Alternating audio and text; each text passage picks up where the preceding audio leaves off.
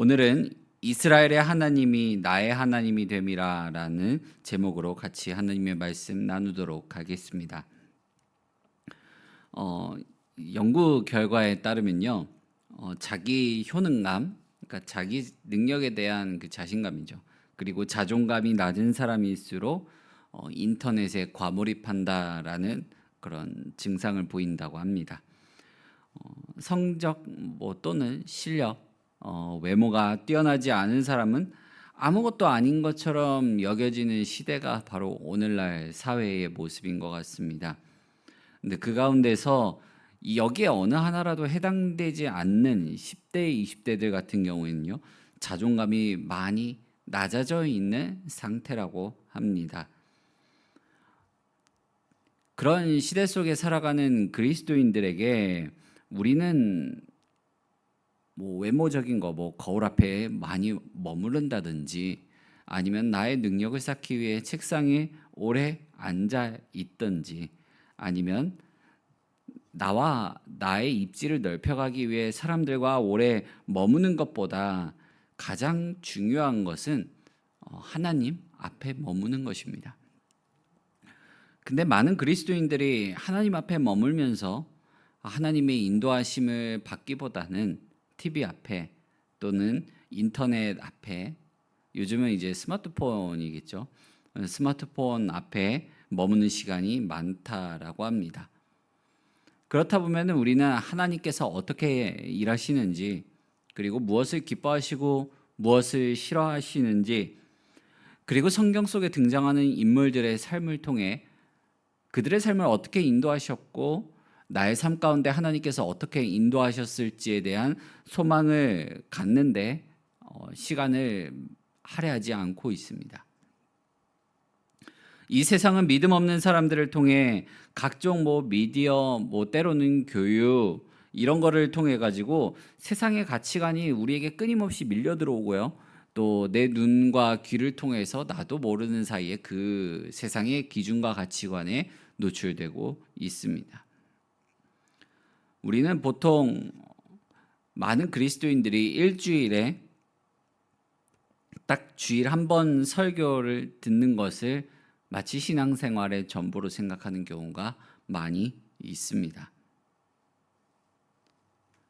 그렇게 하나님의 말씀을 듣고서 내 삶 가운데 세상의 가치관을 걸러 듣는다 하고 걸러서 본다고 말한다 하더라도요, 세상에서 밀려 들어오는 그런 가치관과 기준들이 어느 순간에 나를 잠식하고 있습니다. 그래서 나도 교회에서 뭔가 생각을 하고 판단을 내릴 때 성경적 기준보다는 세상의 가치관과 기준에 따라서 상대방을 판단하고 교회 사역을 생각할 때가 많이 있습니다.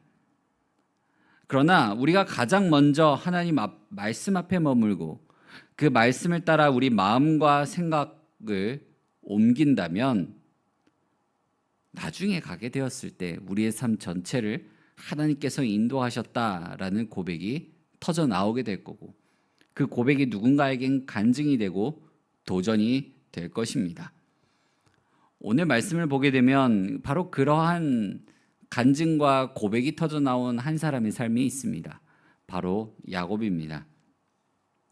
지난 말씀을 통해서 우리는 야곱과 에서가 화해했다라는 사실을 보게 됩니다. 더 나아가 오늘 우리가 읽은 본문 말씀은 에서가 야곱에게 함께 가자라고 제안을 하면서 내가 너의 길을 인도해 주겠다라고 얘기를 합니다. 어떻게 보면 야곱은 형이 나를 죽이러 오지 않을까라는 그 불안함, 거기에 이제 감싸여져 있었는데, 지금 나를 죽일 것이라고 생각만 했던 그 형이 나를 만나주고 안아주고 심지어는 나와 함께 가자고 얘기를 하는 그 상황에서는 야곱이 기대했던 것보다 더 좋은 상황으로 지금 이야기가 흘러가고 있는 것입니다. 야곱은 형의 제안을 굉장히 조심스럽게 거절을 합니다. 형을 따라가다가 내 가축들은 약해가지고 다 죽고 말 것입니다 라고 하면서 애써 돌려가지고 거절합니다. 에서가 남겨두고 너가 가는 길을 도와주겠다라고 말한 그 호위대도 공손히 사양을 하게 됩니다. 야곱은 에서와 화해한 후 이제 평안히 갈라서는 모습을 보여줍니다. 에서도 더 이상 야곱을 설득하지 않고 자기가 있던 세일로 돌아갑니다.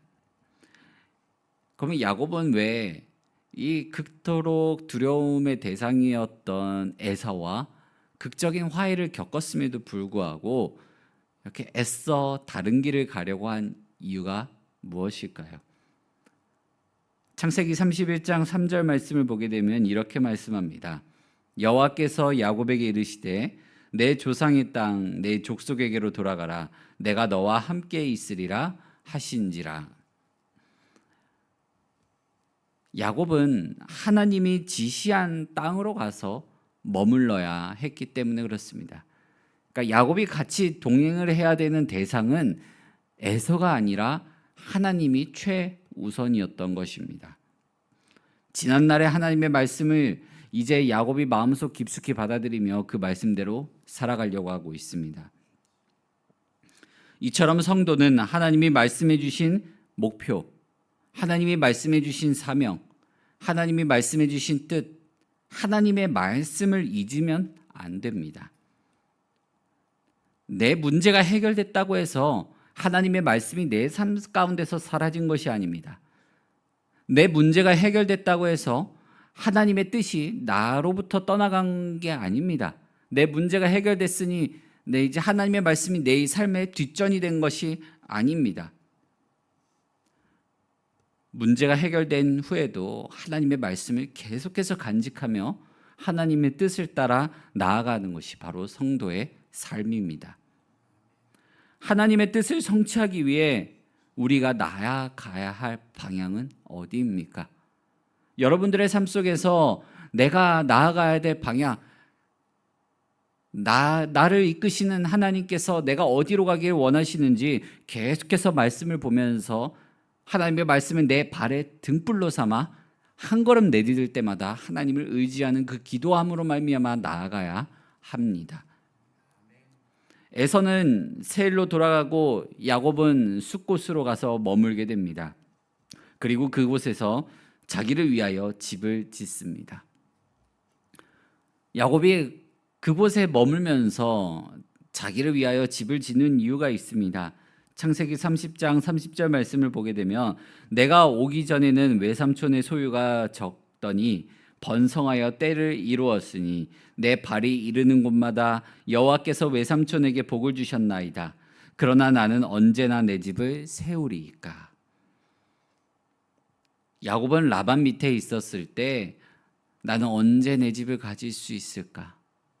라는 탄식을 했습니다. 이 일은 단순히 집을 지었다라는 의미를 넘어섭니다. 이전에 읽었던 31장 말씀에서부터 야곱은 머물러야 하는 곳이 있었습니다. 지금 나는 언제 내 집을 세울까라는 야곱의 탄식은 하나님이 명령하신 땅에 도착해서 드디어 내 집을 가질 수 있게 되었다라는 것을 뜻합니다. 야곱은 어떻게 보면 큰 범주 안에서 하나님의 약속의 땅인 가나안을 향해 나아간 것입니다. 야곱은 계속해서 세겜 지역으로 이동하면서 이제 하몰이라고 하는 사람을 만나게 됩니다. 그리고 그에게 돈을 주고 땅을 사게 됩니다. 오늘 우리가 읽은 20절 말씀을 함께 읽겠습니다. 거기에 제단을 쌓고 그 이름을 에렐로헤 이스라엘이라 불렀더라. 아멘. 야곱은 그곳에 제단을 쌓고 고향으로 평안히 돌아오게 하신 하나님을 기억하며 하나님을 예배하게 됩니다. 지난 세월을 보자니 도망자의 삶이었습니다. 나그네의 세월이었습니다. 어디 하나 마음 한 곳 안주하며 살아갈 수 없는 삶이었습니다. 근데 야곱은 그 삶 가운데 브니엘에서 씨름했던 하나님, 나에게 은혜를 베풀어 주셨던 하나님을 경험했고 또 그 경험을 붙들고 나아갔더니 형과 화해하는 그 은혜 또한 경험하게 된 것입니다. 야곱의 예배는 과거에 대한 감사에만 머물러 있지 않습니다.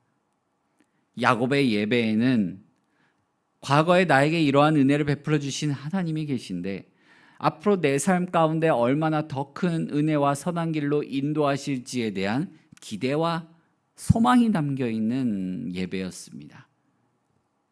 지금까지 인도하신 하나님께 내 앞으로의 삶도 하나님께서 인도해 주실 것이라는 것을 믿고 맡기는 믿음으로 드린 예배였습니다. 한마디로 우리가 예배를 드리는 건 우리의 인생 전체에 있어서 그냥 책 한 권으로 치자면 한 페이지에 불과한 것이 아닙니다. 우리의 인생 전체를 놓고 봤을 때 예배는 한 페이지가 아니라 책 한 권 전체입니다. 우리의 삶 전체라는 것입니다. 사랑하는 성도 여러분, 여러분이 감사의 제단을 쌓고 예배할 곳은 어디이십니까? 우리는 우리의 평생의 길을 인도하실 하나님을 바라보며 믿음으로 예배를 드려야 합니다. 더 이상 야곱이 아닌 이스라엘이 되어 예배의 단을 쌓고 하나님 앞에 감사의 예배를 드렸던 이스라엘의 하나님은 바로 우리의 하나님이 되십니다. 나의 하나님이 되신다는 사실을 기억하시길 바랍니다. 그 사실을 기억하며 우리가 드리는 예배, 우리가 드리는 모든 예배가 나의 삶 전체를 하나님 앞에 맡기고 드리는 믿음의 예배가 되기를 간절히 소망합니다. 이 시간 함께 같이 기도하겠습니다.